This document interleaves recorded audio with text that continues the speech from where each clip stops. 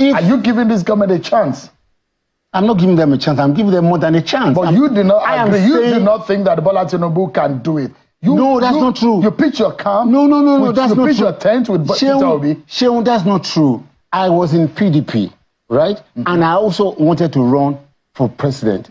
You know, on the 20th, I will remember my tweet. On the 21st of March in 2022, I was an aspirant for presidential election under PDP. I said that if Bola Tinubu wins the primary for APC, I said categorically that he would do well. I knew he would do well. You know, I mean, he has come into government at a very difficult time. I don't know why he decided to come at this time. This is a very bad time for anybody to come and administer this administration. But you campaigned for Peter Obi. I did. Because you think that Peter Obi wouldn't have done better, or Atiku Abubakar would have done better? Let me tell you, of all the people that actually ran for president in 2023, you know, by benefit of hindsight, Bola Tinubu is the best. Even the Peter Obi you worked for. I'm telling you that from the benefit of the hindsight, you know, I've seen Peter Obi, you know, I've been with Atiku Abubakar. I also knew, many people are not aware, I knew Bola Tinubu so many years ago. You know, we have interacted. I've not seen him in the last 7, 8 years or whatever. That's not the point. But in terms of capacity, capability, and, you know, commitment and knowledge, you know, people keep underestimating what he did in Lagos. What he did in Lagos was a wonderful job. I went and I met and I sat with him, you know, for 3 hours, and he took me through what they were, you know, what they were doing and what they will do. And I was, you know, even though I was in NRC or so at that time, I was impressed. I was heavily impressed. So, you know, I think that if this country will give this gentleman some time, you know, like I heard Body George talk this morning, you know, and that's the truth. You know, you cannot judge this administration only, you know, just after 1 year in office. And even it's not even 1 year in office. His government did not come on fully till August. Your statement about comparing Jesus Christ and all what have you have been heavily criticized. You think that you were that was a slip? No, that was not slip. You know, Sheon, you know, in literary language, there's something they call context. You know, the context of the matter. So you're doubling down on that statement? No, what I said, let me repeat what I said. I said, look, now I'm an evangelist, and I am. I think and dream and talk about Christ, Jesus. In everything that I see Christ in everything. So I then said, oh, you know, I told the young lady, I said, you know, this is like, you know, in heaven, in heaven, at the time of, you know, at sometime, that God, the Almighty said, who will go for us? All right?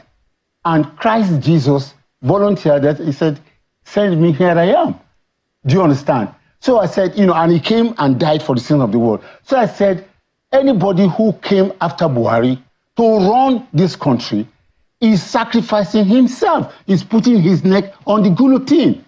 Anybody who sacrifices or is prepared to sacrifice his life for others has a Christ-like attitude. I'm repeating it. Even compared to Peter the Rock, since you are making reference to the Bible, yes, you do not even think that Peter, your very good friend, is not comparable to Bola Tinubu? No, we have not seen Peter in action. So you don't think he doesn't have the kind of capacity? I am not saying that. I'm not saying that. So you're saying this in truth, not because of one political bias that you have? You know, look, I'm 72, for goodness sake, Sheon. If at this my point, you know, when I was 28 or 30, and I was contesting and campaigning for election in Lagos, you know, a small rat, I faced Jakonde.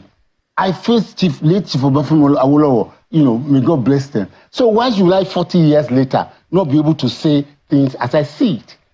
You know, I mean, I've had a lot of crap. People say that, oh, I'm a betrayer. I'm not. You know, look, it sounds like betrayal, though. It's not betrayal. For someone like, you were the campaign DG for Peter. Wait, can you just wait, Sheon? Peter and I had an understanding. We wanted a southern president. And and when I spoke to Baba Adebanjo told me that, look, Doyin, if you really want a southern president, who do you think, which region do you think should have it? And I said, in all truth, and as a Christian, sir, it should be the Southeast. He said, that is correct. That is his position. He said, my son, come, let us support Southeast. I said, I agree. So when I look at the candidates in PDP, I was a member of PDP. When I look at the candidates in the PDP and those who were vying for president, the only person I saw that was strong, cerebral, and I felt was capable was Peter Obi. Peter Obi never came to me. I went to him to say I was going to back him. And, we went all over the country and I campaigned for him. And we didn't win. So as far as I'm concerned, that's over. But with the politics is not about hatred. But with the benefit of there are no permanent enemies in Yeah. politics or permanent friends. Only permanent interest. We had an interest, and the interest was a southern president. But you have said it. God has now given us another southern president, not the one that we desired. I wanted Peter Obi as a southern president. But God now gave another southern president in the person of Bola Tinubu. Who am I to query God? But as a case of hindsight that you mentioned, so it's a case of you were once blind, now you can see. Not blind. Not blind. I didn't have all the information at the time. It's not blind. So in the case that you were poor blind, you were not totally blind. But now you can see. I was not blind.